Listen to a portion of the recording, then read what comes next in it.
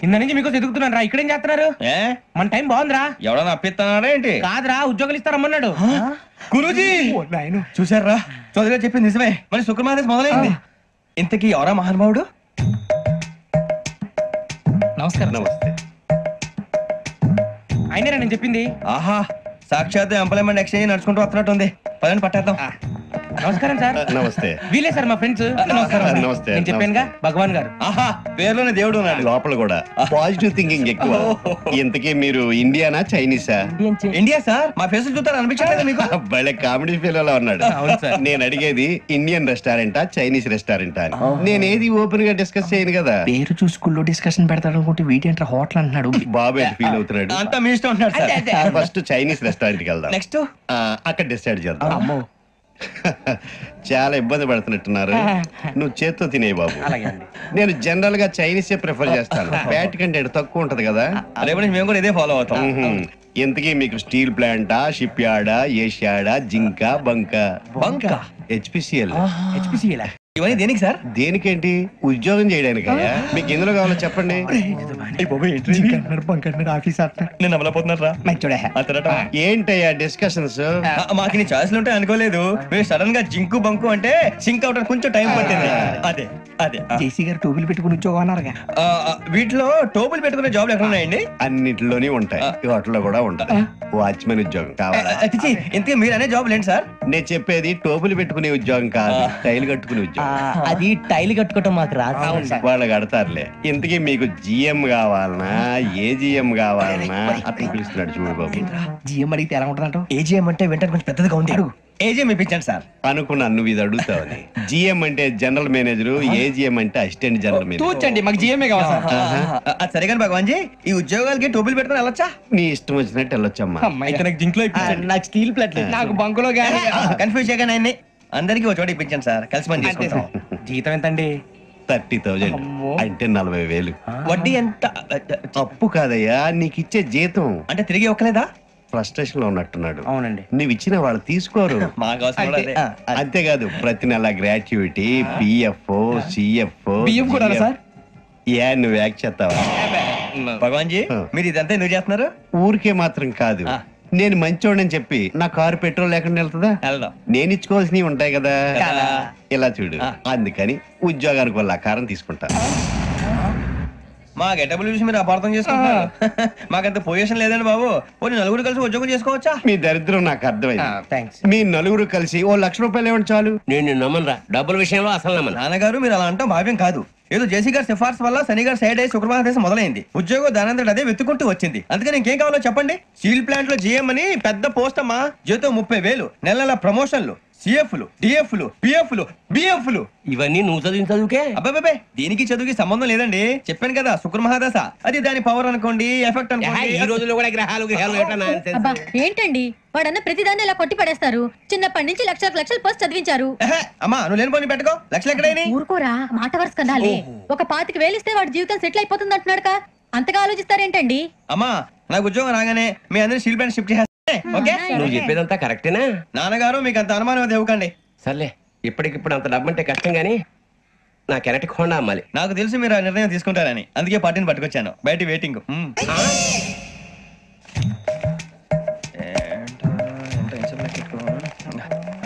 ఇవ్వండి. భగవాన్ జీ, మీతో నాకు కుదరదండి. మీరు తేడా మనుషులా ఉన్నారు. చూడటానికి అలా కనపడతాం కానీ తేడా మనుషులు కాదండి. ఇది ఎంతో లెక్క పెట్టండి. 5,000 తగ్గిందండి. ఆ విషయం నాకు ముందు చెప్పాలి కదా. ఇది తేడాతనం కదా. సర్దుబాటు కాక జరిగిన పొరపాటు. మా దరిద్రం మీకు తెలియదు కాదు. మీ ప్రాబ్లమ్స్ నాకు అనవసరం అండి. ఇప్పటికే మీ మూలంగా 3 లక్షల బొక్క తెలుసా? మీరు ఫేస్ అంత చిరాగ్గా పెట్టకండి. రే ఆ గొలుసేవరా, తొందరగా ఎవరా, ఆయన కోపం వస్తుంది. ఇదిగో తీసుకోండి, తీసుకోండి సార్ ప్లీజ్. భగవాన్ గారు మీ కోపం తగ్గిందా? కోపం కాదు వెంకటేశ్వర గారు, ఎందుకో భరించలేను. అది నా బలహీనత. ఇవన్నీ వదిలేయండి, ఇంకోసారి పొరపాటు జరగదు. మేము ఎప్పుడు జాయిన్ చెప్పండి, కొత్త బట్టలు కొనుక్కోవాలి. మీరు ఆ పనిలో ఉండండి. పొద్దున్నే గుడికి వెళ్ళి 9:30 కల్లా, మొన్న వచ్చారే ఆ ఆఫీస్కి వచ్చేయండి. మీ అపాయింట్మెంట్ ఆర్డర్స్ రెడీగా ఉంటాయి. 8:30కి వచ్చేస్తాం. మీరు వచ్చిన వాళ్ళ తలుపులు తీరు. మీ కంగారు నేను అర్థం చేసుకోగలను. ఇంతకాలం పని లేక స్తంభించిపోయిన మీ జీవితాలు ఇక నుంచి వేగం పుంజుకుంటాయి.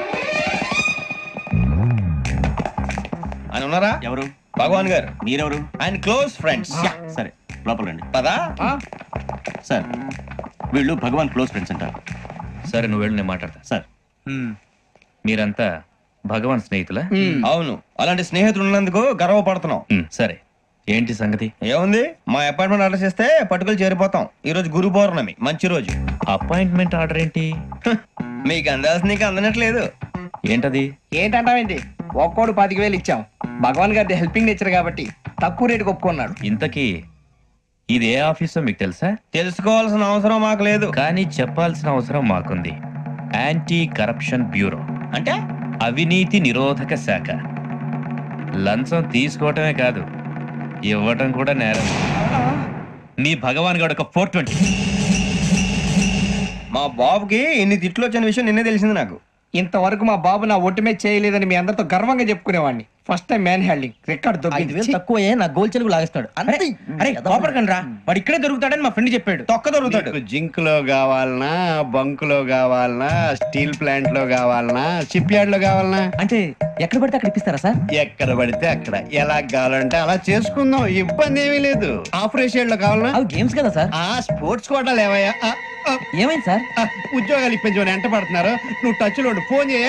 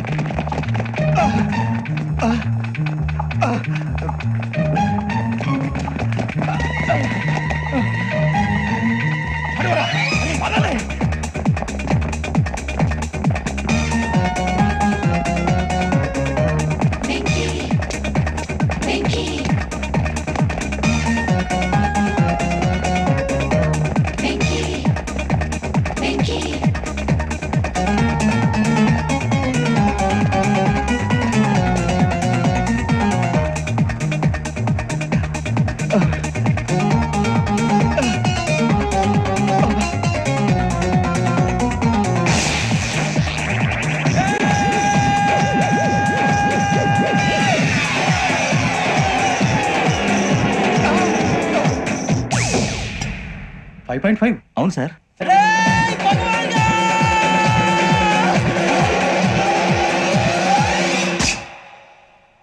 గ్రేట్.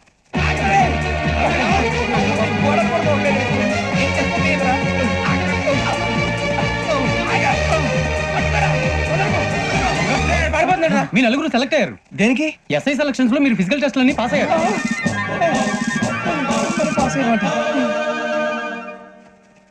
కానీ మేము అప్లై చేయలేదు సార్. అప్లై చేయలేదా? చేయి వదలకండి సార్, కాలు పట్టుకోవాల్సి వస్తుంది. రాగరాకు వచ్చిన అవకాశం. సరే, మీరంతా డిగ్రీలు పాస్ అయ్యారా? ఎప్పుడో.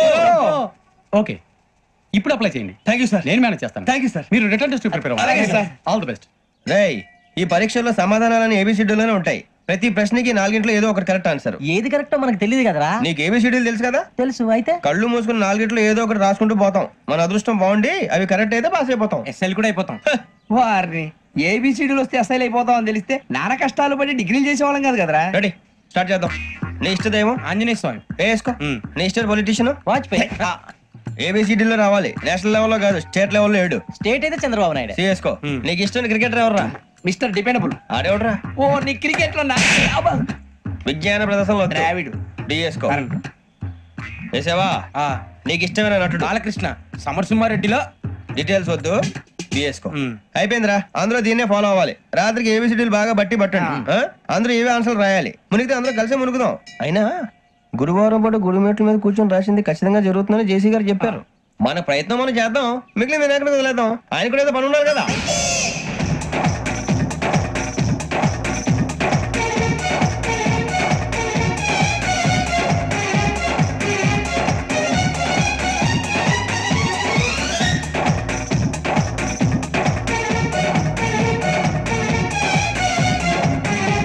ఏమిటి అప్పుడే వెళ్ళిపోతున్నారు? మేము దేవుడిని నమ్ముకున్నాం, అందుకే ఫాస్ట్. వాళ్ళని నమ్ముకున్నారు, అందుకే లేట్. అర్థం కాల. మా కాన్సెప్ట్ నీకు అర్థమైతే గుండా సత్తావు. వస్తా.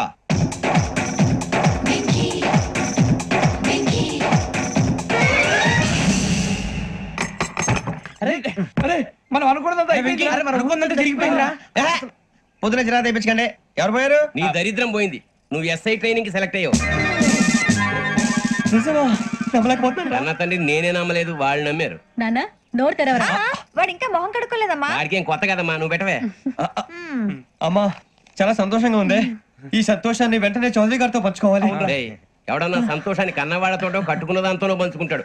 నువ్వు మాట్లాడితే దరిద్రుడు జేసీ గారితో. నాన్నగారు మీకు 1,00,000 సార్లు చెప్పాననే అనొద్దని. నేను ఈ రోజు పొజిషన్కి వచ్చానంటే ఆయనే కారణం. జగదాంబ చౌదరి గారు అంటే దైవాంశ సంభూతుడు. అయితే వెళ్ళి అదే వెళ్ళి ఆయన కాళ్ళమివ్వడు. లేవండి. మీరు మామూలు మనుషులు కాదు స్వామి. టోపీలు పెట్టుకుని ఉద్యోగాలు వస్తాయన్నారు, అలాగే జరిగింది. ఏబిసిడీలు వస్తే చాలన్నారు, చివరికి వాటిలతోనే ఉద్యోగాలు తెచ్చుకున్నాం. ఇందులో నాదేముంది? మీ గ్రహాల మూమెంట్ అలా ఉంది. అలా అనకండి, ఆ గ్రహాలు అలా మూవ్ అయ్యేలా చేసింది మీరే. వెంకీ, ఈ ప్రయాణంలో నీకు ఇంకో ప్రయోజనం కూడా ఉందయ్యా. వీళ్ళందరూ ట్రైన్ యాక్సిడెంట్ లో పోతారా స్వామి? కాదయ్యా, ఈ ప్రయాణంలో నీకు అందాల రాశితో పరిచయం ఏర్పడుతుంది. ఆ పరిచయం ప్రణయంగా మారి వివాహానికి దారితీస్తుంది. స్వామి మాకు పొజిషన్ లేదని ఊళ్ళో లేడీస్ అందరూ చాలా చీప్ గా చూస్తున్నారు. తెల్లరా బాబు అనుకున్నాను, చల్లటి వార్త చెప్పారు. మరి మాకు నీకింకా కొంతకాలం బ్రహ్మచర్యం తప్పదు. వీళ్ళకి ఇప్పుడు అప్పుడే తొందరగా ఉందిలేండి. మేము బయలుదేరుతాం స్వామి. మిక్సెల్ టచ్ లో ఉంటాం. శుభం. ఒరే బుచ్చిగా ఏంట్రా? సులోచన రాదా? ఒరే మొత్తం అమ్మాయిలే, ఇది ఎక్కుదాం. ఎందుకైనా మంచిది ఒక ఫోన్ ఇరా. అవుట్ గోయింగ్ చేద్దానట్రా మా నాన్న. హలో, ఇప్పుడు మేము స్టేషన్కి వచ్చామండి. ఏ బోగి ఎక్కితే బాగుంటుందో మిమ్మల్ని మాట్లాడుదామని. ఈ రోజు బుధవారం పంచమి, అంటే మకరం నుంచి గురుడు సింహానికి జంప్ అవుతున్నాడు. ఏదైనా ఆడ్ నెంబర్ బోగిలో కూర్చోండి. ఆడ నంబరా? నంబర్లు ఆడ బాగా ఉంటాయి గురూజీ. ఆడ నెంబర్ కాదయ్యా, ఆడ్ నెంబర్, బేసి సంఖ్య. అర్థమైంది, కాపర్ కానీ గురూజీ. ఇక్కడ 4లోనే 7లోనే ఛాన్స్ ఉంది. 7 ఎలాగో సెడ్ నంబర్ కదా, ఇక 4 ఎక్కేస్తాం. 7 అంటే బేసి సంఖ్యే కదా వెంకీ. తెలుసు, సేఫ్టీకి అడిగాను. ఇంతకీ ఏ సైడ్ కూర్చుంటే మంచిదంటారు? నీ రాశి రీత్యా ఈశాన్యంలో కూర్చుంటే బెస్ట్. ఒరేయ్ గురూజీ ఎక్కొద్దన్నారు, పదండి.